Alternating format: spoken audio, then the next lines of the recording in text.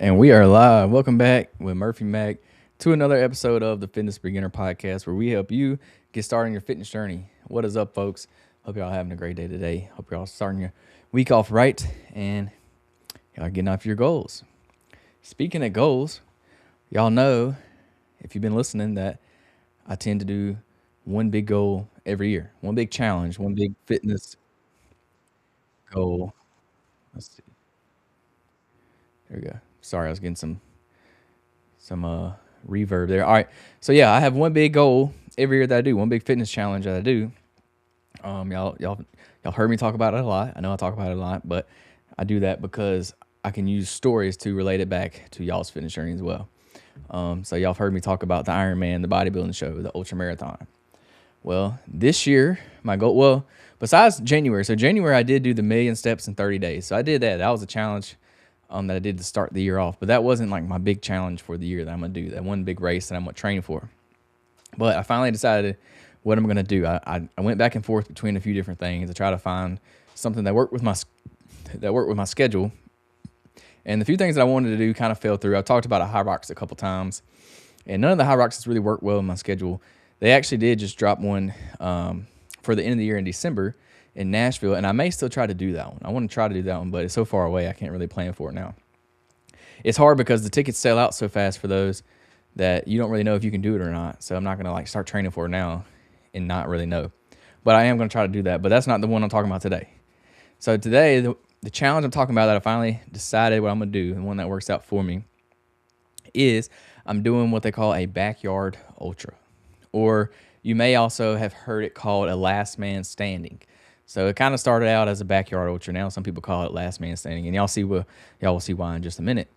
But I'm gonna tell y'all everything about this race, how it works, kind of the structure of it, how it came about, how I'm gonna train for it, and then of course how it relates back to you and your fitness journey. Because for being honest, like all these preps, races, journeys, they're all kind of the same. They all work the same way, as same as your fitness journey as well. So you can still get lessons and learn from them and relate it back to you. So that's why I like to kind of explain how I'm going about it, so then y'all can use that in your own fitness journey as well, and it should help you.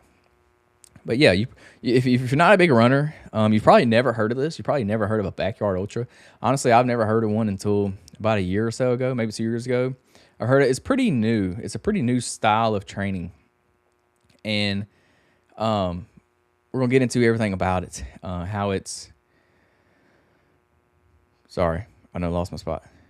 Yeah, we're gonna get into about what a backyard ultra really is, where it came from, how people train and they compete for it, what my personal training looks like for this, because my training is actually going to start tomorrow. So I'm filming this on Sunday, March 22nd.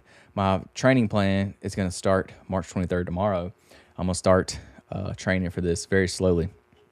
But most importantly, how the backyard ultra can apply in your fitness journey as well. Because even if you never ran an ultra marathon or a marathon or any kind of race, the lessons from this kind of race, they're valuable, and you can use those in your own journey, life, or whatever you're trying to relate it back to. So first and foremost, what is a backyard ultra? So we're gonna define it. A backyard ultra is not your typical race at all. It's kind of a pretty cool and pretty different race structure, in my opinion. And the reason is because there's no set distance. There's no finish line. There's no, like in a traditional sense, there's no finish line. There's no set distance to the race. And technically, there's only one finisher.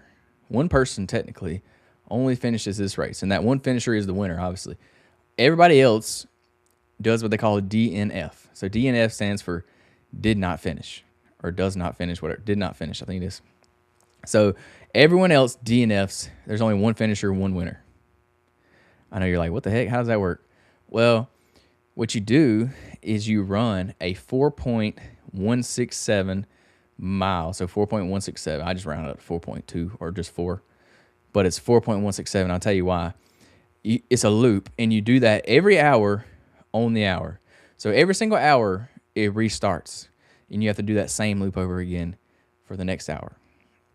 That's it. That's the whole race. You have 1 hour to complete the loop. If you finish early, you get to rest. If you finish late, then you lose. You're out. If you don't finish within the hour, you're done. Your race is over. If you finish in 59 minutes, then you're good to go. But you only got 1 minute until you start again. So you can run it as fast or as slow as you want to, but you have to make it in before that 1 hour mark. If you don't finish within that 1 hour, then you DNF. You lose. So that's it. That's the whole race. But, at the top of the next hour, you start again. Like you do that same loop again. And you do that again and again and again until you can't do it no more. Until you physically have to stop. Until you or you don't physically have to stop, but until you quit or until you don't make it within that hour, you keep going. And the last person standing, the last person to complete a loop is the winner. And they're technically the only finisher. So that's why some people call it the last man standing. Some people call it that. Everyone else, they DNF. They did not finish. So it's not about speed. It's a little bit different than most races. Like marathons, you're going out there for speed. You're trying to run it fast. 5Ks, things like that. You're trying to run it fast. It's about speed. Well, this race is not about speed at all. It's about endurance. It's about consistency. It's about mental toughness.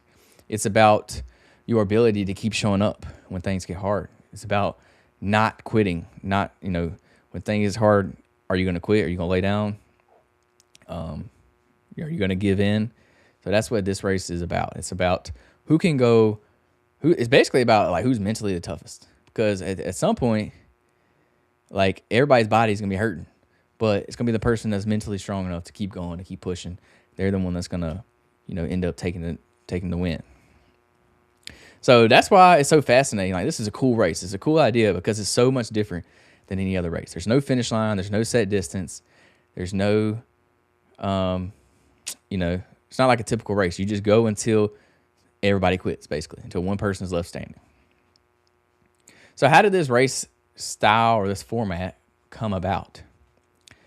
Well, it came from a guy named Gary Cantrell, I think is how you say his name, also known as Lazarus Lake. I guess that's like his nickname or something.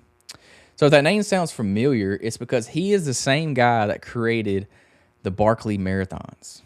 So if you never heard of the Barkley Marathons, it is quite literally one of the hardest races in the world to complete.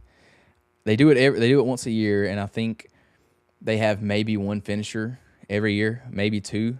Some years they have 0 finishers. I'm not going to get into everything about the Barkley Marathons. You'll have to look it up because that's a whole nother episode in itself. But the Barkley Marathons is super hard. You run through the woods. You don't know the route. There is no route. You have to figure it out as you go. It's a long story. I'm not going to get into that. But these are super, super famous marathons. Like if you're into running, you've probably heard of these. It's an ultra marathon, but it's super hard. It's quite literally considered one of the hardest races in the world. But the same guy that does these Barkley Marathons is the same guy that created this Backyard Ultra. So the first official Backyard Ultra was called the Big Dogs Backyard Ultra. I'm not really sure where it was at, but that was the name of it. And the idea was simple, but it was brutal. How far can you go? And if you're forced to keep starting over every hour, like who can keep going? Who can get back up there and do it again? That's the idea. Like, who's the last person to quit? It's basically all it is. So, there's no really pacing strategy where you burn out early. There's no sprint to the finish. It's all about just who can survive, who can go the longest, who can not quit. So there's some strategies to compete in this race. So, this is kind of where it gets interesting because pacing is everything. You got to pace yourself. Pacing. Like I said, it's not fast. It's not a sprint to the finish. It's not about who finishes first.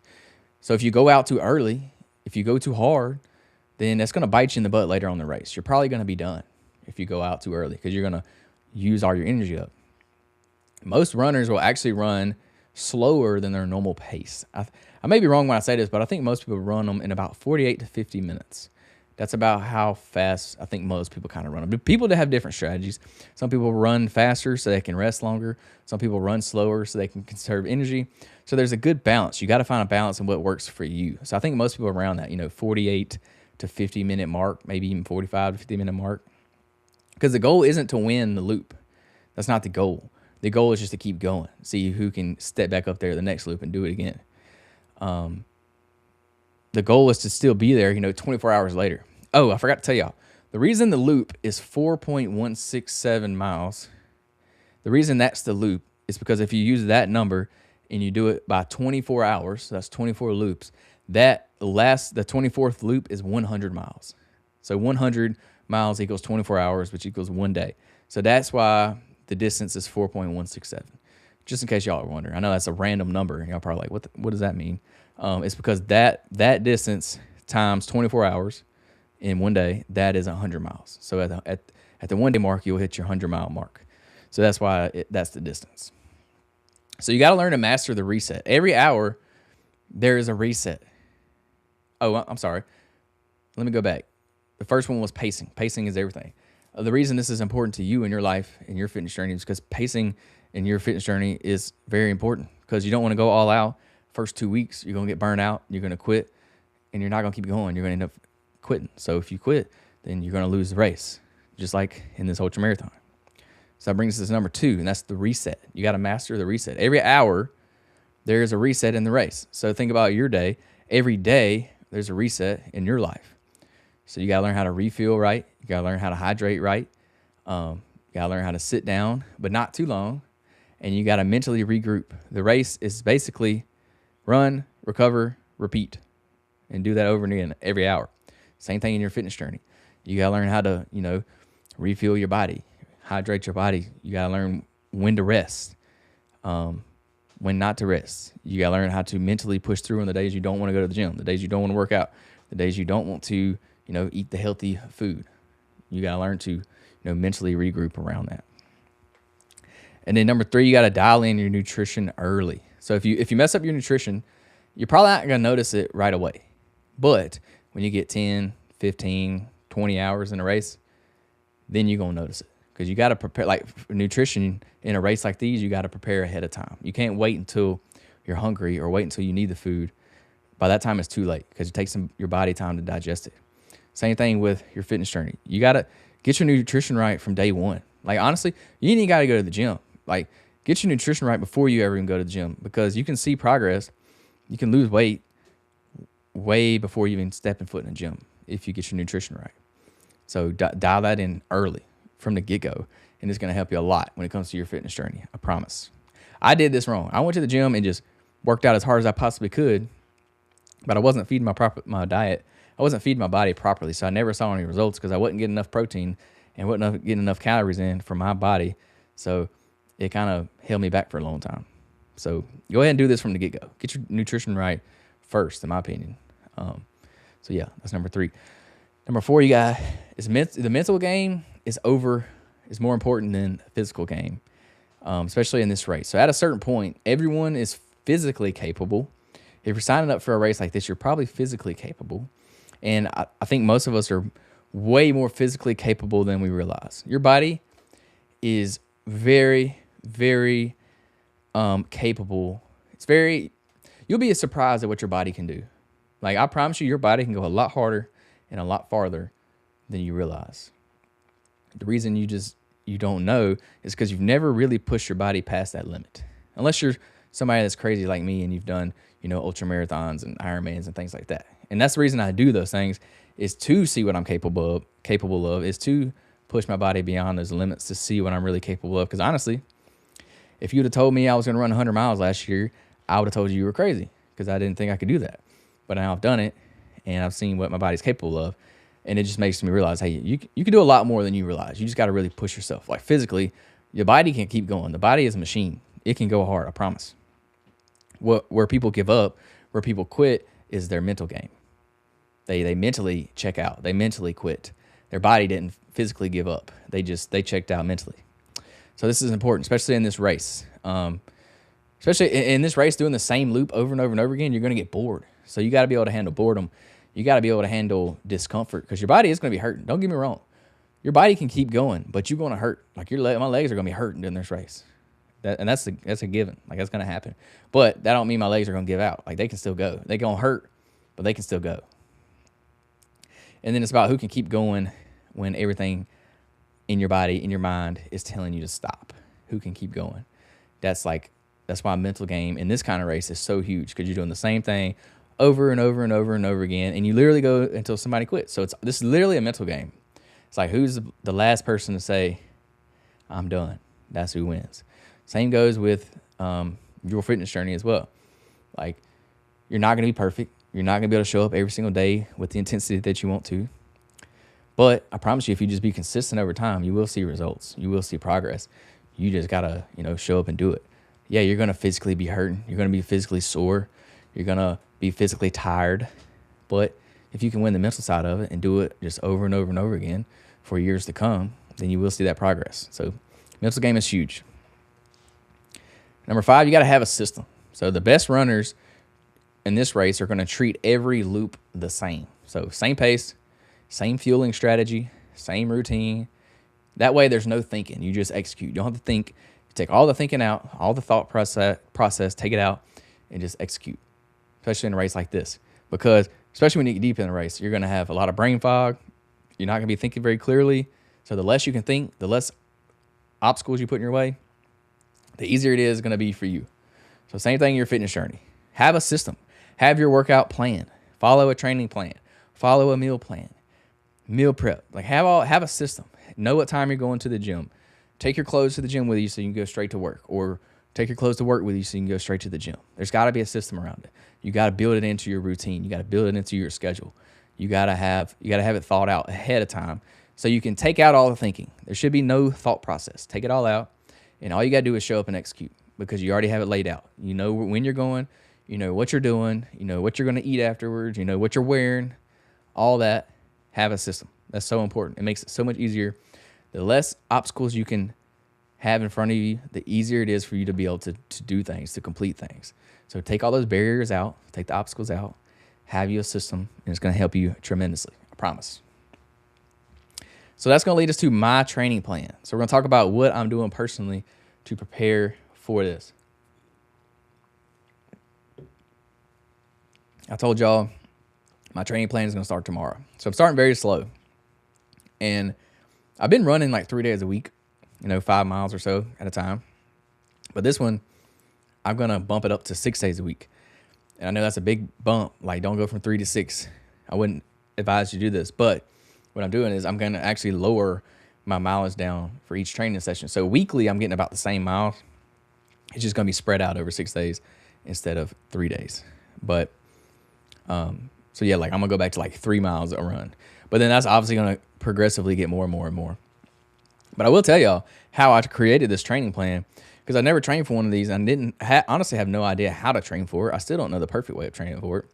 But what I did, I'll tell y'all a little hack, and I've talked about this before, is I used ChatGPT.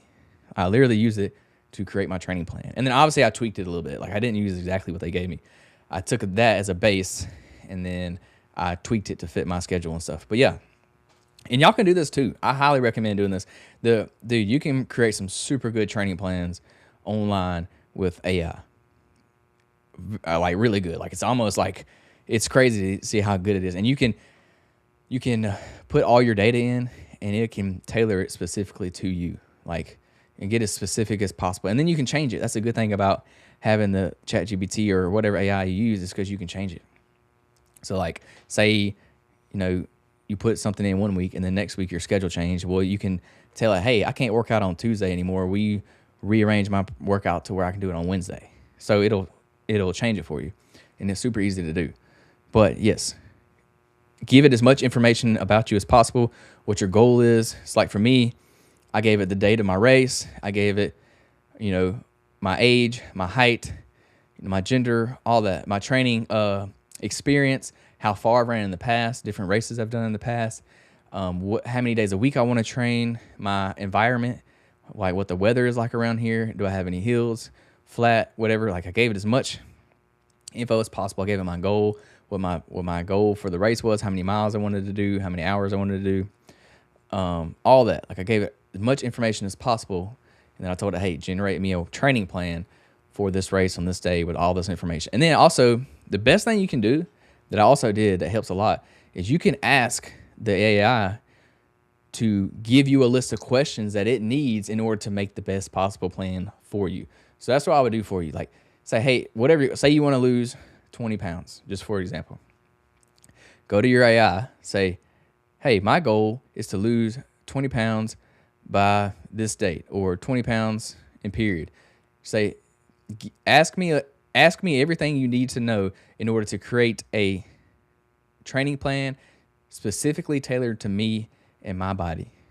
And it will give you a list. So literally just copy that list, paste it in there, answer all the questions, and hit enter, and then boom, it'll shoot you out a training plan using all that information that you just fed it. And it'll create a pretty good training plan. Now, obviously you can tweak it from there, which is what I did, but it's super easy. Like, you don't even have to hire a personal trainer or a coach anymore. Like, you don't need to, unless you need somebody to hold you accountable. If you're not very accountable, then yes, you need to hire a coach. If you're not accountable and you know you're not accountable, hire a coach. But if you're like me and you can just create a plan and you can follow it to a T, then I highly recommend using this, because to me it makes pretty good training plans. I've used it before. Super simple. And then you don't have to think about it. You don't have to think about your training plan. You don't think about when you're going to train, what day you're going to go, it'll even give you meal plans. Like, it'll tell you what to eat, when to eat it, like how many carbs to eat, how many electrolytes to drink. It'll tell you all that if you just ask it. It'll give you a list. So feed it as much information as you can, if you're comfortable with the AI or whatever. If you don't, then obviously don't use it. But yeah, that's what I did, and that's how I created my plan. So for this training plan, my goal is time on feet. It's not speed. So I'm not training for speed. There's nothing you need to, like, you don't really need to train for speed for a backyard ultra, because I just need to finish 4 miles within an hour. So my goal is time on feet. It's not speed. So I'm not chasing fast miles. I'm just chasing more miles. So long runs, back-to-back runs, and then learning how to run when I'm fatigued, like when I'm tired. That's kind of like my focus. Running on tired legs. That's a big thing. So back-to-back long runs. Instead of one super long run, like normally Saturday is my long run day. So I'll do back-to-back long runs. So Saturday and Sunday, I'll do a long run. So for example, say like if I did 15 miles on Saturday, I'll turn around and do, 8 to 10 miles on Sunday. So that way my legs are already tired, and then I do a pretty long run on top of the tired legs. This is going to train me for the race, to be able to learn to run when I'm tired, run when my legs are sore, to be able to run when my legs are a little beat up. This is going to train that. It's simulating running on those tired legs, because that's what's going to happen in the race. So that's a big focus during my training block. So Saturday and Sunday will be a lot of long runs. Also, on those weekends, I'm going to do race simulations. So this is a big one. This is literally practicing the actual race. So I'll be practicing running, the 4.2 mile loop every hour on the hour. I'll also be practicing my refueling strategy, like when I come back in and I sit down, like practice that part of the race, because that way when I get into the race, I already know how to do it. I know what foods work for me. I know how to refuel. I know how long I can sit down without getting stiff, things like that. And I'll learn like the ins and outs of the race. So that way when it does come, I'll be ready for it. And I'll know like, what works, what don't work, what foods don't work, how long I can sit down, how long I can't, things like that. And then also I'm going to test my gear, test different foods, test different pacing strategies. So I'm going to play around with different paces, see which ones I like best, see which ones that work best for my body. And it's basically just like a dress rehearsal day. Like when you practice for something, like it's the same thing. I'm going to do that, but I'm going to do that in my training. I'm not going to do it as long, obviously. There will be a lot shorter, maybe like 4 hours or 6 hours or 8 hours. I have several of them in my training plan. I think the highest one is up to 12 hours. So my longest training day will be 12 hours, which is crazy long, I know, but that's part of it. And that's 50 miles, in case you're wondering. 12 hours is 50 miles if you do the loops. So also I'm still going to be practicing my strength training. This is still important. You don't want to abandon the gym when you're running. Strength training is very important when you're running too. So I'm still going to focus on full body workouts 3 days a week. I'm going to try to stick to 3 days a week. That's what I've been doing. I'm going to try to stick to this as long as possible. Now, when I get up to those weeks where I'm getting a lot of miles in, I may have to dial my workouts back. I'm going to try not to if I can. But if my body's just completely destroyed, then yes, I will take days off training, like weightlifting, because it's more important for me to get my running in and to let my body recover than it is to do a lot of strength training during this period. So I'm going to keep it in as long as I can. And it may just be me still doing it 3 days a week, but toning my intensity way back, like doing a lot less weights, a lot less workouts. And that may be what it ends up being. But for now, I'm going to keep it the same as I've been doing. Hard workouts, 3 days a week, full body workouts. And this is going to be good for injury, like prevention. You don't want to let your muscles get weak. It's going to be good for my core, my stability, because this race is going to be up and down like hills. So there's going to be a lot of like trail running. So I need to make sure my stability and my core is good. And I just need to make sure I'm durable. Like I need to be able to last in a race like this, because durability is going to be everything when it comes to what I'm doing in this race.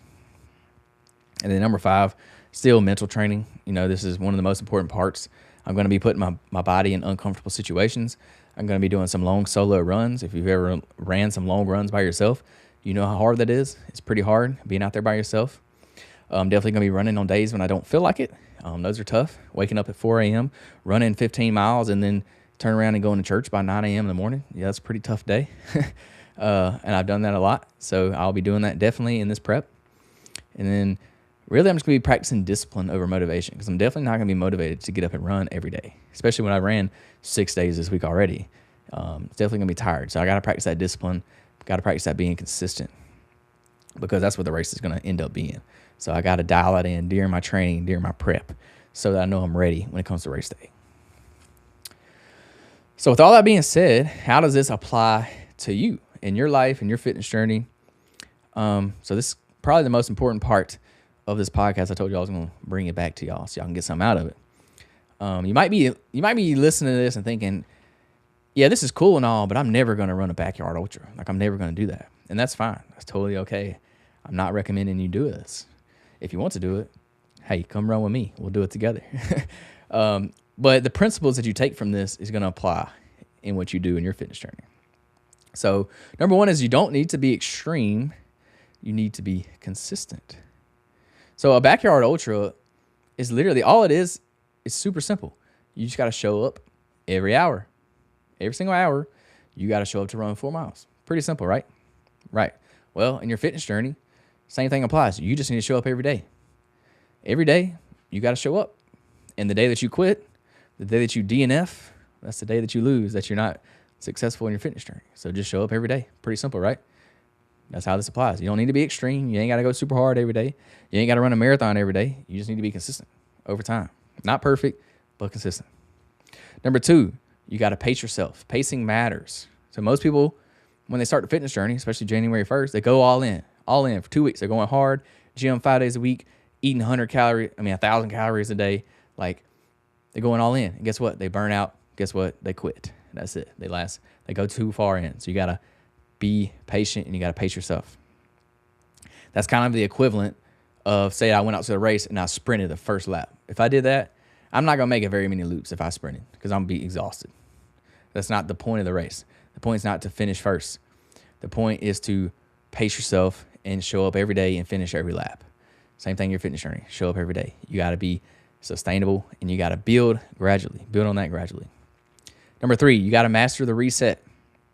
So if you miss a workout, if you have a bad day of eating, who cares? It doesn't matter. That's one day. Guess what? You get a reset.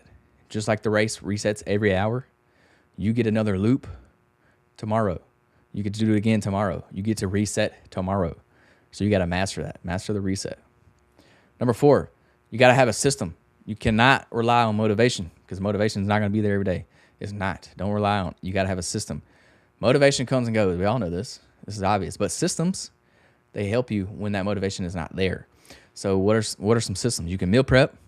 You can have your workouts scheduled. You can have them already planned out. You can already know what exactly exercises you're going to do. You can know when you're going to go to the gym. You can know what you're going to wear to the gym. You can have your bag already packed and ready to go. This is what's going to keep you going. This is what's going to keep you consistent. Following the system. Take the thinking out of it. This way there's no thought process. You just do it. You just execute the plan, period. That's what keeps you going. And then number 5, it's more mental than you think. Yes, physical fitness, working out, a fitness journey, it's very physical. We all know that. But the mental side of it is just as important. And at some point, it stops being about, the perfect program, the perfect diet. It's going to come down to, can you keep showing up when it gets hard? That's what it's going to come down to. And that's just the mental side of it. Can you line back up for your next loop the next day? That's what it comes down to. It's pretty mental. So yeah, that's the Backyard Ultra. That's what I signed up for. A race that has no finish. I know that sounds crazy. Honestly, I have no clue how far I want to go. I will tell you my goal, and I'll be open and transparent about it. My goal is 100 miles, 24 hours. That's my goal. And I set that before I really started looking into these races, because I figured I've done 100 miles before, I figured, hey, I could do that again. But I've looked into these races, and the few that I've looked into, none of them have made it 100 miles. Now, I have seen a few of them go way beyond that. Like, I've seen a few of them go over like 250 miles. But the most ones I've seen, and the one that I'm specifically signing up for, it hasn't never went over 100 miles. So now I'm starting to think my goal was a little too far. Like, I don't know. I'm starting to think it's a little out there, and I was going to change my goal. And then I was like, you know what?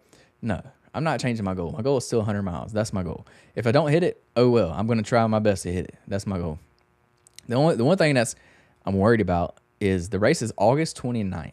So if y'all know anything about Alabama in August, it is hot, super hot, and it is humid.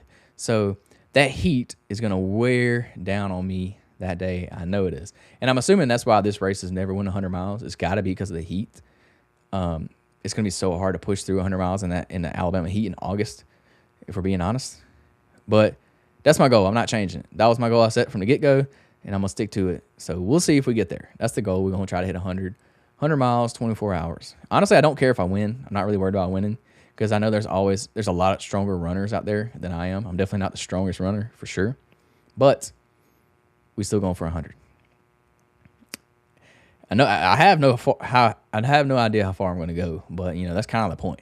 I want to figure out how far I can go. I want to figure out how far I can push myself. It's not about knowing the outcome. It's about finding your limit and then pushing that limit. See if you can go past it. See if you can go beyond it. And my limit right now is 100 miles because I've done it, and I couldn't have went another mile because I was done. So that's my limit, and I'm going to push that limit on this race. So if you got value from this episode, I appreciate it. Share it with somebody who's on their fitness journey. Share it with somebody that may want to do a race like this. If you're chasing a goal right now, just remember, you don't have to finish the whole race. You don't have to sprint. You don't have to be the first person to finish.